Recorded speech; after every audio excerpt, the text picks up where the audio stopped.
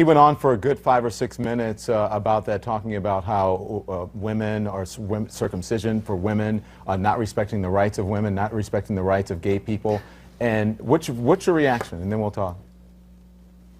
Well, I like Bill Maher. I've been on his show a bunch of times. He's a comedian, but you know, frankly, when it comes to the topic of religion, he's not very sophisticated in the way that he thinks. I mean, the argument about the female genital mutilation being an Islamic problem is a perfect example of that. It's not an Islamic problem, it's an African problem. Well, wait, because he says it's a, hold on a second, Reza, because he says it's a Muslim country problem. He says that in Somalia... Yeah, but that's... Yeah, and that's actually empirically, factually incorrect. It's a Central African problem. Eritrea has almost 90% female genital mutilation. It's a Christian country. Ethiopia has 75% female genital mutilation. It's a Christian country. Nowhere else in the Muslim majority states is female genital mutilation an issue. But again, this is the problem, is that you make these facile arguments like that women are somehow mistreated in the Muslim world. Well, that's certainly true in many Muslim majority countries like Iran and Saudi Arabia. Do you know that Muslims have elected 7 women as their heads of states in those Muslim majority countries? How many women do we have as head of states in the United States? Reza, be honest, though, for the most part, it is not a free and open society for women in those states. Well, it's not in Iran, it's not in Saudi Arabia, it certainly is in Indonesia and Malaysia, it certainly is in Bangladesh, it certainly is in Turkey. I mean, again, this is the problem, is that you're talking about a religion of 1.5 billion people, and certainly it becomes very easy to just simply paint them all with a single brush by saying, well, in Saudi Arabia they can't drive, and so therefore that's somehow representative of Islam. It's representative of Saudi Arabia. But in Iran, they don't have... I mean, I think that Bill Maher's point is that these aren't extremists. We often talk about extremists and that we should crack down on extremists. And why aren't Muslims speaking out about extremists? In Saudi Arabia, when women can't vote and they can't drive and they need permission from their husband, that's not extremists. Why aren't we talking more about what? That's not extremists, that's commonplace. Why don't we talk more about the commonplace wrongs that are happening in some of these countries? It's extremist when compared to the rights and responsibilities of women, Muslim women around the world. It's an extremist way of dealing with it. But it's not extremist in that. It's not extremist in that country. In Saudi Arabia, that's the norm. Oh no, it's not. I mean, look, Saudi Arabia is one of the most, if not the most extremist Muslim country in the world.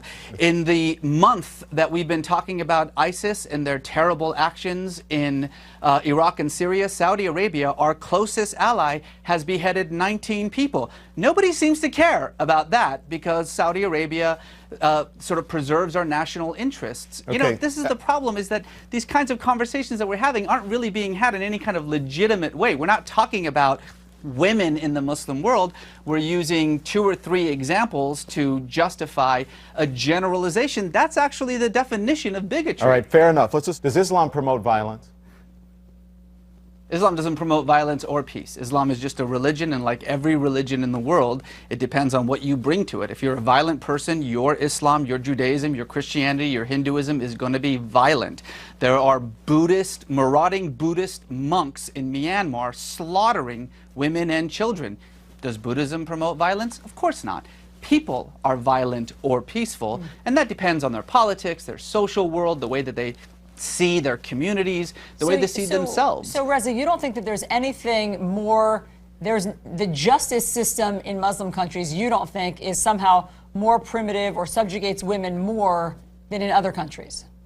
Did you hear what you just said? You said in Muslim countries. I just told you that Indonesia, women are absolutely 100% equal to men. In Turkey, they have had more female representatives, more female heads of state in Turkey than we have in the United States. But in Pakistan, stop saying things like Muslim countries. Women are still being stoned. And that's a problem for Pakistan. You're right. In other words, so let's criticize Pakistan. I just want to be clear on what your point is, because I thought you and Bill Maher were saying the same thing. Your point is that Muslim countries are not to blame. There is nothing particular, there's no common thread in Muslim countries. You can't paint with a broad brush that somehow their justice system or Sharia law or what they're doing in terms of stoning and female mutilation is different than in other countries like Western countries.